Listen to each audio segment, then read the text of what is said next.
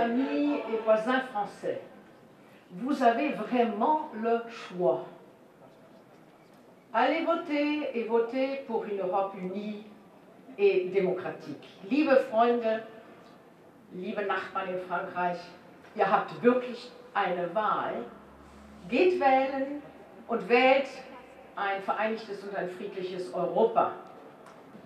Wir können kaum nachvollziehen, was für einen extremen Druck diese französische Gesellschaft in den letzten 2-3 Jahren gehabt hat. Ein wütender Terrorismus, den wir in diesem Ausmaß hier in diesem Land noch nicht kennengelernt haben und hoffentlich auch nicht kennenlernen werden.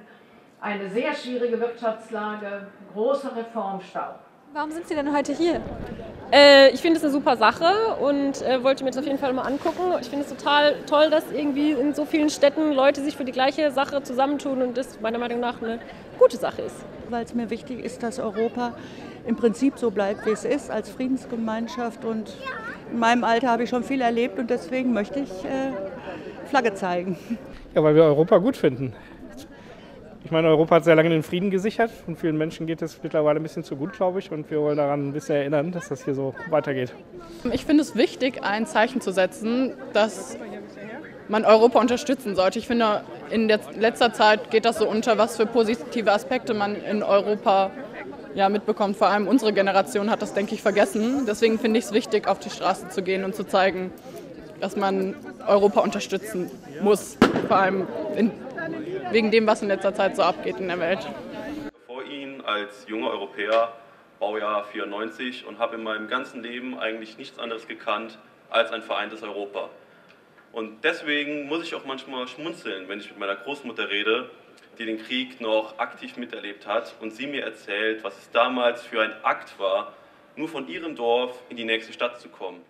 Wenn ich an Frankreich denke, dann fängt das bei mir so an, dass ich 1956 als kleiner Stöpke, damals weiß ich, wie alt war ich, da 13 oder so, zum ersten Mal in Frankreich mit meinen Eltern Urlaub gemacht habe, in der Normandie.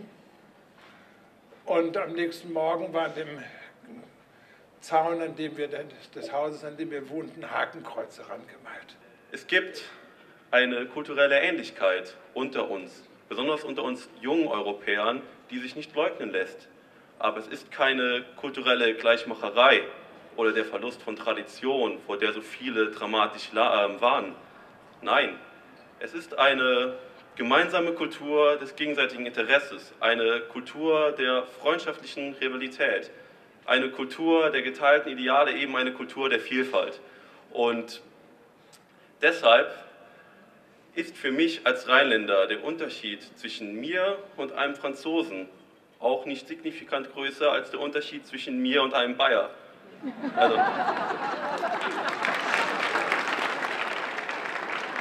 In den letzten Jahren zeichnet sich ja immer mehr ab, dass Rechtspopulisten im Aufwind sind, dass es immer mehr hin zum Protektionismus geht, dass wieder nationale Identitäten geschaffen werden sollen und das ist einfach gefährlich, wenn man eben die Vergangenheit sieht. Und diese Errungenschaft, dass man in Europa frei reisen kann, dass wir eigentlich alle so einen gewissen Wertekanon haben und uns alle lieb haben, mehr oder weniger, das ist was, wofür es sich zu kämpfen lohnt. Deswegen bin ich hier. Ich bin jetzt das 5. Mal hier und heute diese Veranstaltung war besonders toll, einmal mit dem Chor und mit den 3-Minuten-Sprechern. Da waren richtig tolle Leute dabei und ja, und das begeistert mich, deswegen sehe ich froh aus.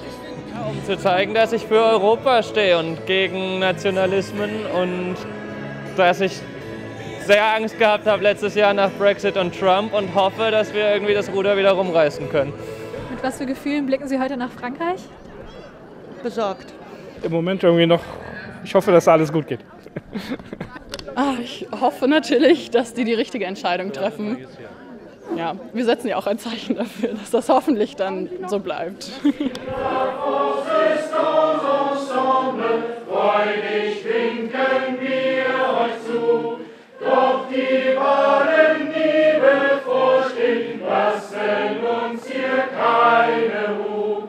Wollt ihr wirklich Grenzen ziehen, wo jetzt offenes, weites Land? Schließlich sind wir alle Menschen, sollten gehen Hand in Hand. Also ich sehe mit großer Sorge nach dort, weil ich nicht für Le Pen bin, sondern für die Demokraten. Und ich hoffe, dass sie nicht ganz so stark gewinnt, wie man das so vorausgesagt hat. Ja. Die Globalisierung verdankt ihre Präsenz der technologischen Vernetzung. Ob wir das gut finden oder nicht, sie ist da und kann von keinem Staat und insbesondere von keiner Partei abgeschafft werden, auch nicht von der lautesten. Es kommt auf die richtige und friedvolle Nutzung an.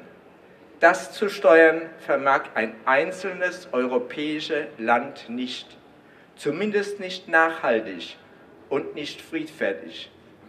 Size matters. Das gilt insbesondere in der globalisierten Welt.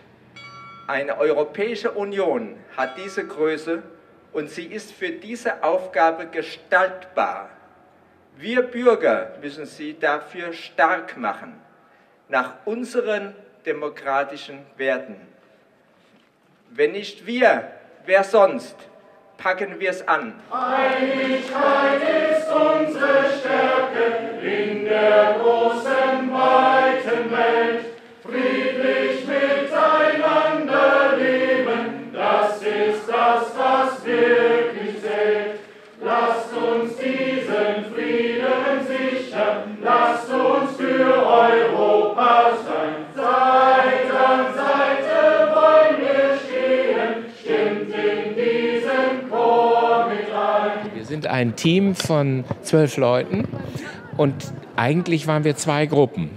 Und haben das unabhängig voneinander gemacht und haben dann bei den Frankfurtern, da gibt es ja das Rechtsanwaltspaar Röder, die die Idee dazu entwickelt haben. Und die haben gesagt, Mensch, da gibt es doch schon welche in Bonn. Und so sind aus 2 Gruppen ein starkes Team geworden. So, wir sind 12 Leute, die das hier organisieren in Bonn. Ja, ich habe das zunächst erlebt, Pulse of Europe in Berlin. Beim ersten Mal waren es 350, beim zweiten Mal war es 2500 und wie ich das letzte Mal da war, waren es 3500. Da habe ich mir gesagt, das kann doch nicht sein, dass es das nicht auch in Bonn gibt. Und wir haben das in Bonn dann hier gemacht, da waren wir so die 34. Stadt, die das überhaupt veranstaltet hat und da waren wir 500. Mittlerweile sind es ja über 100 Städte, in denen sich sonntags die Menschen treffen für Europa. Und bei uns waren es am Anfang 500. Wir hatten aber auch schon über 1100. Das wurden also immer mehr, das hat sich immer mehr gesteigert. Und heute waren ja etwa um 1000 Menschen hier. Ich kann Sie beruhigen, Marine Le Pen wird nicht gewinnen. Klar. Woher weiß er das denn? Sie kommt vielleicht in den zweiten Wahlgang. Und ich hoffe, dass Macron damit reinkommt. Dass Macron wird dann absolut gewinnen, das ist gar keine Frage. Also das meine Worte von dem Uli aus Hamburg. Freude schöner Götterfunken, Tochter aus Elysium. Wir betreten feuertrunken, himmlische dein Heiligtum. Deine Zauber binden wieder, was die Modeschränke teilt. Alle Menschen werden Brüder, wohl ein sanfter Flügel.